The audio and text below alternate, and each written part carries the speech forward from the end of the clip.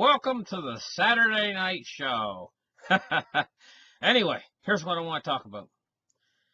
The entire system that we got going right now, it all goes back to around 1914, more or less. And that was a very pivotal year. That was the year war broke out, the First World War. It led to the deaths of millions of people in something called the Spanish influenza. They set up the Federal Reserve in the United States, and when they set it up, it was a long-term plan. It's being played out now. What started way back then, over 100 years ago, is being played out now. Quite seriously, it's designed as a Ponzi scheme. The whole financial system that we have was a Ponzi scheme. It builds up to a crescendo, then the whole thing has to implode on itself. It destroys itself in the end. This is the end result. And the tendency is for it to destroy us with it. What kind of a suicide maniac would set up sort of an arrangement is what the Federal Reserve actually creates. It's almost like something that would come from Binky in the Brain, or some madman that wants to take over the world, or some craziness. I mean, it's insane how it actually works when you understand how it works. The Federal Reserve creates money, and how it works is they create money with debt attached to it that has to be paid back, but they don't create the debt to pay back. They only create the money. And so when the debt accrues on the money, like, for instance, let's take $1, for instance, and say there's 1% interest. I know the interest is higher than that, but let's say 1% interest for argument's sake.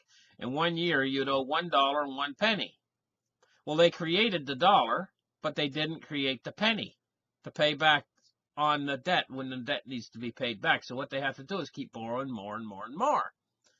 This is a system that's based upon a exponential increase in the volume of money. In other words, you can't go backwards with it.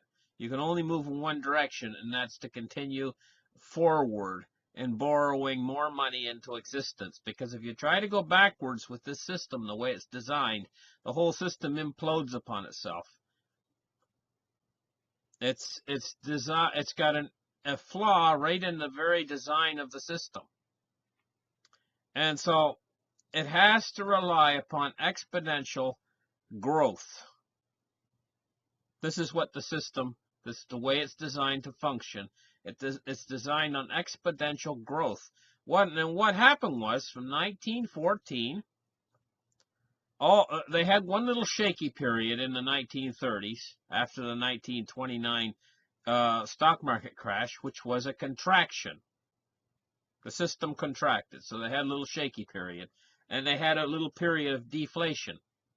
But other than that, we've had exponential growth ever since 1914 until 2008.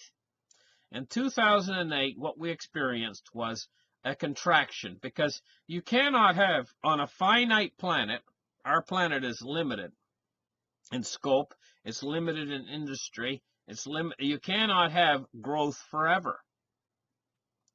The planet is finite, it's not infinite.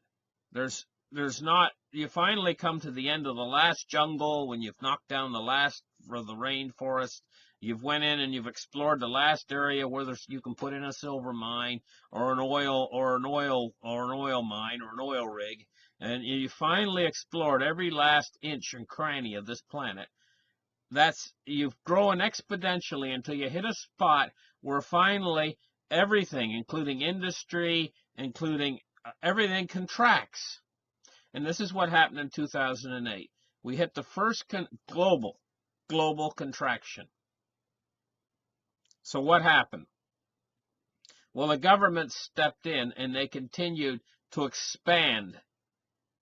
But it was a phony expansion. It wasn't a real expansion. What they did in China, they created ghost cities. They did all kinds of infrastructure programs and spending projects to seemingly expand their economy. and they borrowed a whole bunch of money. This expanded the Chinese economy and kept the growth of the world going. The Chinese have been one of the biggest drivers of growth since 2008 until now. In America, what did they do? Well, they couldn't do what China did. They didn't do what China did. I shouldn't say they couldn't. They could have built ghost cities, but they didn't. What they did is they expanded the monetary base, which simulated expanding the real world system, like infrastructure or cities or growth. It simulated growth, but it was growth of the monetary system. It was credit. They expanded their credit base many fold over. They expanded their credit base. So America expanded their credit base. China expanded infrastructure and their credit base too simultaneously. And between the two biggest economies in the world, they were able to make it simulate exponential growth. Okay, so they simulated exponential growth. But this is like a man holding his breath. He takes in a deep breath of air, and he holds his breath. Okay, so he's holding his breath, right? There's a limit to how long he can go. The thing about all this is, the interesting part about all this is they've been able to hold their breath from 2008 until now, and what we're waiting for them to exhale. We know it's going to happen. Anybody who's really studied this and really understands exactly how it works knows this is coming. And they know what it is. So now that I've laid out for you the basics of why this has got to happen, now I'm going to tell you what's basically going to happen. What's basically going to happen is it's going to be a credit meltdown, a worldwide credit meltdown that's going to be deflationary. It's going to be very much like 2008, what happened in 2008, except a little bit more quicker and meaner and nastier and more of a meltdown in 2008, more panic behind it, more problems with it. They're not going to be able to leave it. The central banks are going to have to do something about it. It's going to trigger a response from them. Almost like when you catch the flu, it's a no-brainer that you're going to get a fever. A fever is your body's response to the flu. You're going to get a high fever, a high-grade fever. Oh, I'm hot. High-grade fever. That's what's going to happen. Well, this response from the Fed to this crisis is going to be like the same deal. It's a no-brainer. For a guy that's a doctor, if you catch the flu and you get a fever, to him, that's a no-brainer. He's like, yeah, I knew you were going to get a fever. That's expected. Well, for somebody who studies economics, it's a no-brainer that the reaction is going to come from the Federal Reserve and their cronies across the ocean and other areas in the world, the different central banks, the BOE, the BOJ, the Federal Reserve, all of the central banks, the European Central Bank, all of them are going to work in a coordinated effort to try to stem off this deflation. They're definitely going to do that. And this is the part, for some reason, I mean, these guys, I'm not going to run them down because they're very smart economists. The deflationists, I'll call them the deflationists, and you know who you are out there. But for some reason, they see the deflation coming. I see it too. We're staring right down the barrel of a gun toward deflation right now. When it hits, it's going to hit fast and furious. So I know it's coming. But what they don't see is the reaction afterwards that stems off the deflation and brings the inflation. So it's a change in direction. And this comes from a reaction. This comes from the reaction of the Federal Reserve coming in to do monetary stimulus and stuff to try to stem off the deflation. They're definitely not going to sit on their hands and just watch this whole thing basically melt down. They're going to stop the meltdown, just like they did in 2008. So when they do that, what is a man on the street going to see? Well, what you're going to see is you're going to see the trickiest thing to deal with if you love your family, you want to store money away from them, or you want your money for your retirement, or you want to just live because it takes money to live. This is going to be the trickiest thing to deal with that you've ever dealt with in your life, because it's going to change directions, and it's going to change directions fast. That's why it's going to be so tricky. What I mean by change directions is, first, your dollar is actually going to go up in value during the deflation. And it's going to give you the impression that you should be in dollars, or you should have been in dollars. And it's going to be, why I say it's going to be tricky is it's trying to trick you. It's trying to fool you. It's trying to make you think, hey, I planned wrong for this. And guys like Harry Dent were right. I should have been all in dollars. That's why it's going to be tricky. But it's going to be only a very short period of time, and then you're going to get trapped in those dollars. You won't be able to get out of them. It's going to switch directions so fast. And when it's going to switch directions is when the central banks come out and make their announcement. That's all it's going to take. During the mid-crisis, when we're midstream in the crisis, and we're right into deflation, and everything's melting down, and there's basically a margin call on all debt, and everybody is having to sell at mark to market. And believe me, they will go back to mark. I don't care what laws they put in. Mark to market is what everything's going to melt down into. And basically how that works is they come along and they say, hey, you know what? Our bank is failing. We're calling in our loan on you. And you've got to sell your whole floor plan at mark to market.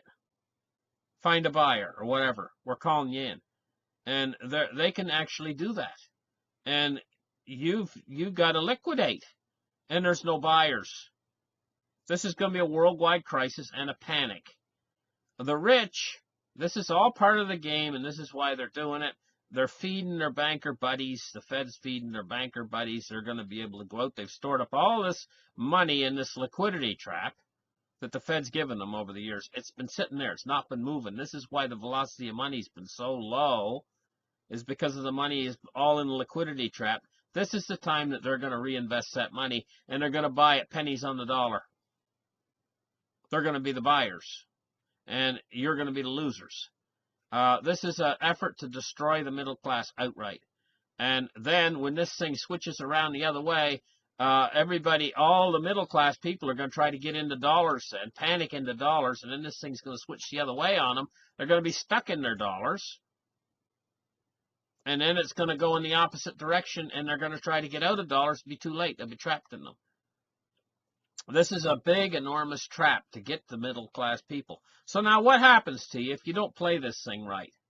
Say you've never heard of my program, and you're just like everybody else down the street, you know, all they got is their bank account, and that's in dollars. Okay, and they stick with that until the very end, and the dollar's starting to be destroyed, and they're seeing the buying power of their money go down the toilet, and I mean fast. Suddenly, too, because of the deflationary period, they lose their job. So suddenly they got no income coming in. They've only got their bank account, and they're seeing their bank account be eroded so fast it's making their eyes spin in their head with little bit of money they had in the bank. Say they only had $5,000, but that in the end, that won't buy an egg.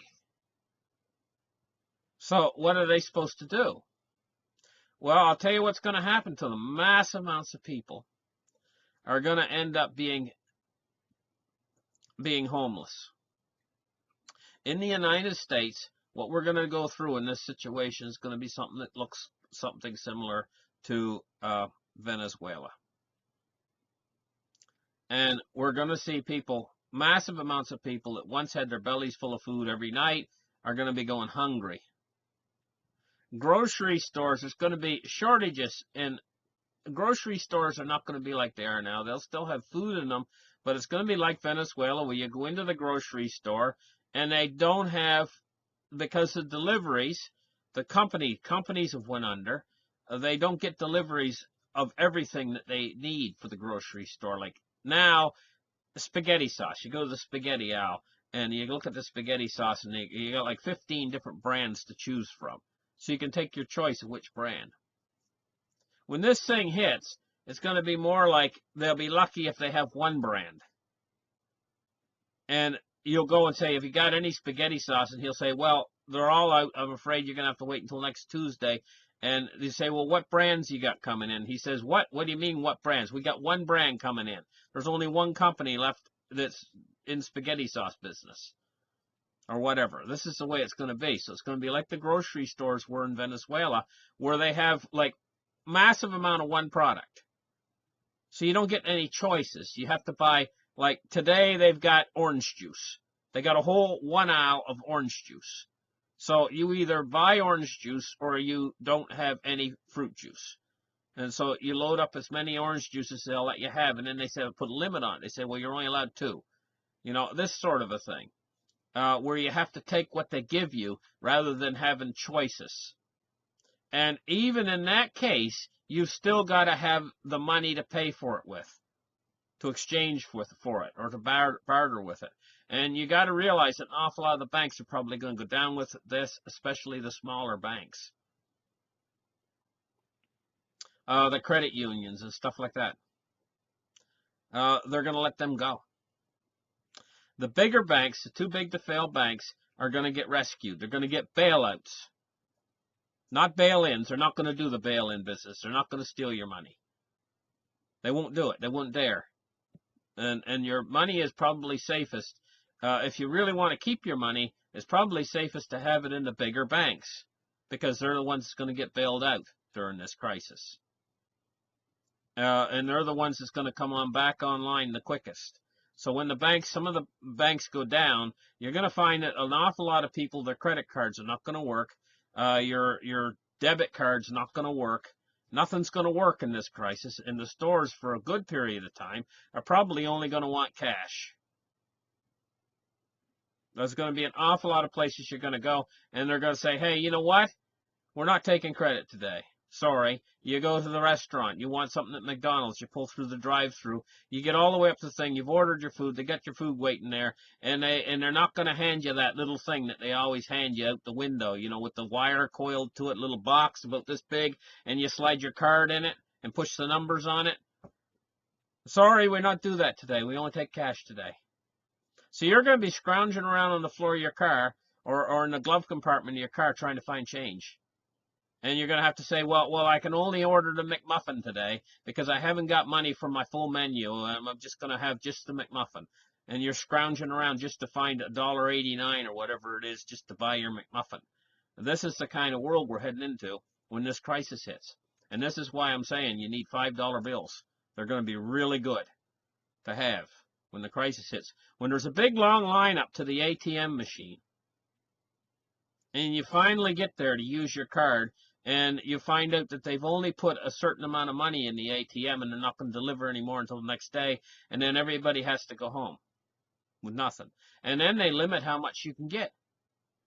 They're going to say, I don't know, maybe $100 per person per week. And they can set it so your ATM card won't work until 7 days passes, and you only get $100 or something like that. So you're not going to be able to get your money out of the banking system. It's going to be stuck in there.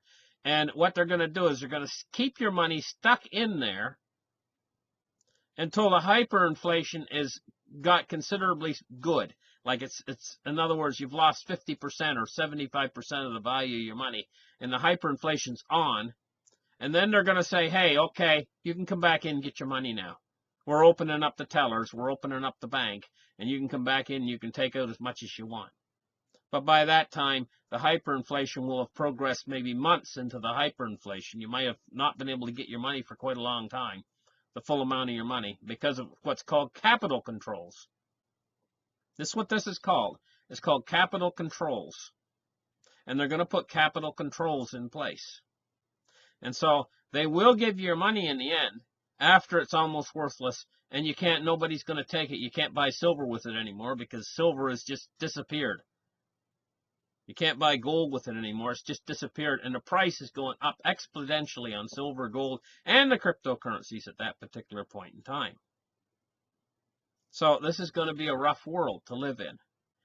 You're going to see people, tent cities springing up. This happened in before World War II, back in the Great Depression. There was tent cities, and they had one whole town that was called Hooverville. They called it Hooverville, and it was a whole city that was created with people that were homeless. This is what's going to happen again. You're going to have millions of homeless people displaced. They're going to be displaced. They're going to be going to FEMA camps.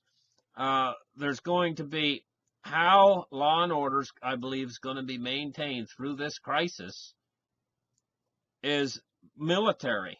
They're going to have to employ the military on home soil. You know, and it's very likely that at the same time we're having this crisis, that war is going to break out. The whole system is getting ready to melt down into a mess.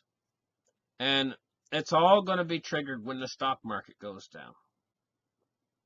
Now, some of the people out there believe that this whole thing is going to melt down into a barbaric type of a situation, like a Mad Max kind of world, where there's no central control, there's no government, there's no authority anymore, and everybody's just basically running around shooting each other. This is what they believe it's going to disintegrate into. I personally don't think it's going to turn into that.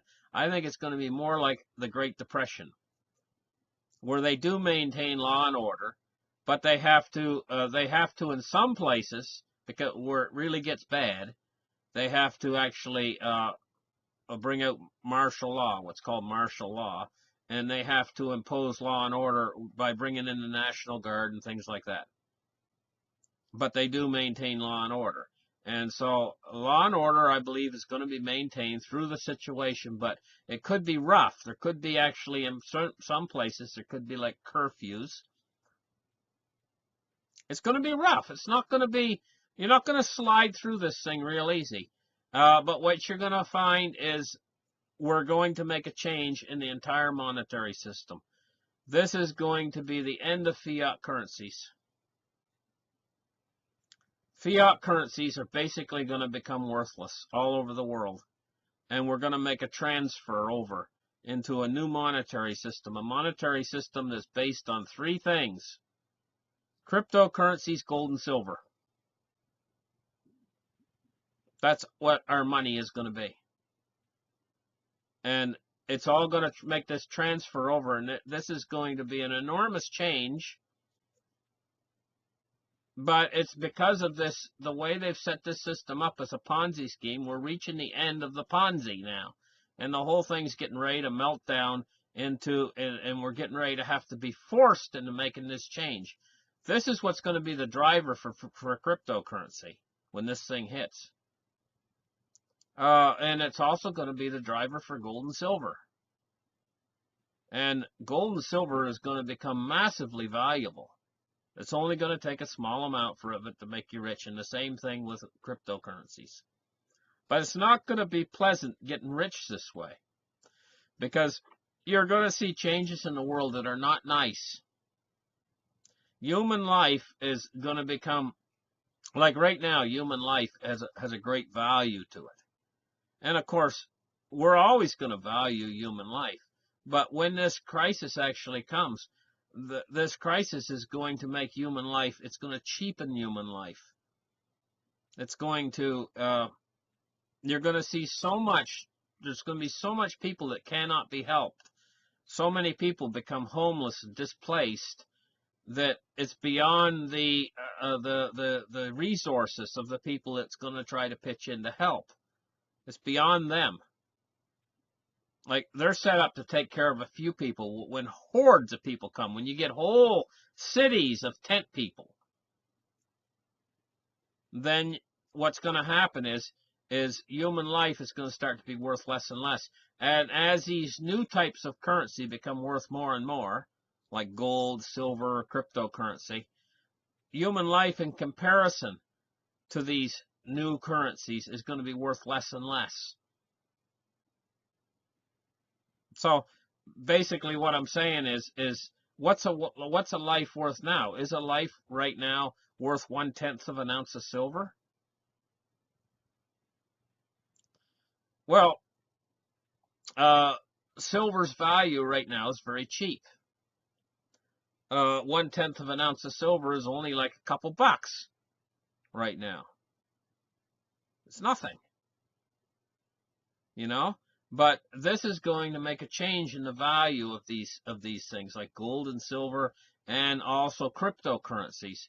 Whereas right now, the dollar has quite a little bit of value, you know? And so we're going to see massive changes in things. Because what's happened is in this credit expansion, it's also been an expansion of human life. There's a species out there. It's called a lemming. And what they do is they expand their population, and then at a certain point, they all jump over a cliff. The crazy little buggers. They all jump over a cliff, and the population decreases very rapidly. Well, in a way, this is almost like lemmings, because the expansion of human life has been during this credit expansion. And when this credit contracts, it's going to contract life as well. I mean, you're just not going to be able to take care of all these people that don't have food. Because big agriculture, what they've done is they've run all these big farms and stuff off of the banking system. When the banking system goes down or goes critical, there's going to be food supply chains that are cut back and cut off, just like in Venezuela, except on a much more massive scale, with no other countries, neighboring countries, to come in and help. Because how do you help the United States when it's drowning if the United States is the big fat guy in the pool? You know, and there's nobody big enough to lift him up, and he's going to drown you too. If you go over to try to help him, he's going to pull you under as well. How are you going to help him? And so if you've got all these people with no support, and they're going to try to give them support. They're going to come out with all these helicopter money programs. But then when the hyperinflation hits, what's a million times zero? It's still zero. So if the dollar went down to its net value is zero, you can give them $1 million, and it's just like in Zimbabwe. The guy was there, and he said, a starving millionaire. And he had a piece of cardboard, and he had bills, millions of dollar bills posted to his cardboard, and he didn't have enough money to buy himself a mouthful of food. Starving millionaire. And so if they're giving you these credits back or whatever they're going to do, that's creating the hyperinflation, but they have to do this to try to stimulate the economy. In the end, when it becomes worthless, absolutely worthless, then how do you survive? So if you're on a fixed income, when this crisis hits, you are in a mess. Because if you're like living off of Social Security, I hate to tell you that this is going to eat away the purchasing power very rapidly. And you're going to see your friends and neighbors, like say you're on Social Security right now and say you get, I don't know. I don't live in the United States. I'm up here in Canada. We have similar programs to Social Security, but we got, I think, old age pension or whatever, but it's similar programs. But at any rate, so say you're getting Social Security. I don't know. Maybe you're getting 750. I'm just going to guess. Okay, I'm just going to guess an even number, $1,000 a month.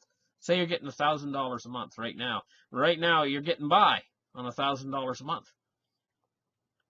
It's a fixed income, so you have to be a little bit careful where you spend your money on $1,000 a month. How much money you spend, I should say. But say you're getting by on $1,000 a month. And not too bad, right? But you get the buying power of that cut in half, and then cut in half again, and then cut in half again, cut in half again, cut in half again, and they just keep doing that month after month. After a while, that $1,000 ain't going to buy you an egg. one egg. And it's almost like it's useless to you. It don't go nowhere. So what you need to do is you need to get into some real money before it's too late, before they screw you over. You know what I mean? Because this is what's coming. They're going to screw everybody over. But there's going to be a very short period in time there when the deflation hits, I believe. It's not absolute certainty the deflation's coming. I mean, they could just head us right into the hyperinflation if the Federal Reserve decides to let up on their programs that they're doing, like reverse quantitative easing.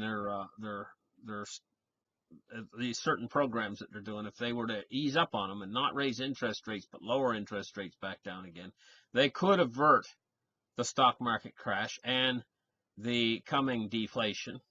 But I don't believe that's what they're going to do. They're going to keep going until they bring it. So the likelihood of the deflation not coming is very slim. But during the deflation, very short deflationary period, if you're on a fixed income, your dollar is going to buy a little bit more for a very short period of time. But you can't count on that because it's not going to last very long before the Federal Reserve comes back in and they turn the system around into deflation. I mean hyperinflation. And then the purchasing power gets eat away of your currency, and it becomes almost worthless. That's when you're going to need your silver to eat. So you got to buy your silver now, or your cryptocurrency now, or whatever you're going to get. You got to buy it now while you can. And sure, during the deflation, you might actually see the cryptocurrencies especially, or the silver and stuff, actually get a bit cheaper. And you say to yourself, oh, I should have bought it now. But you ever thought that maybe you won't be able to get it? Because when the crisis occurs, it might happen so fast, everything might happen so fast that there's a chance that if you don't have any right now, you might not be able to get it through the crisis. It might disappear too quick. Right? Like right now, you can go in and you can easily obtain these things. And even though you might have to pay a little bit more right now, it might be worth it. Because when the crisis hits, these things might disappear so quick, you might not be able to get in there and get any. And then you'd be stuck without any. You know? And so you got to think about that. You got to think about that. Because even if you have to pay a little bit more right now than if there's a deflationary event, you might be able to get a little bit of an edge and get a little bit cheaper. Still, what if you don't get any then? What happens? And you get stuck, and all you got's the money in the bank. And you end up like these people who are going to be, basically, they're going to scoop them up. It's almost as bad as the movie Soylent Green, where they had the big scoopers coming along and picking the people up. And,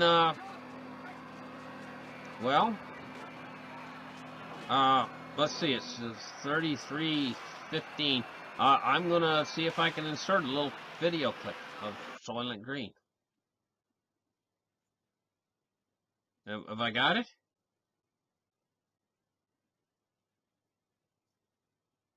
Scooping them up and taking them and dumping them.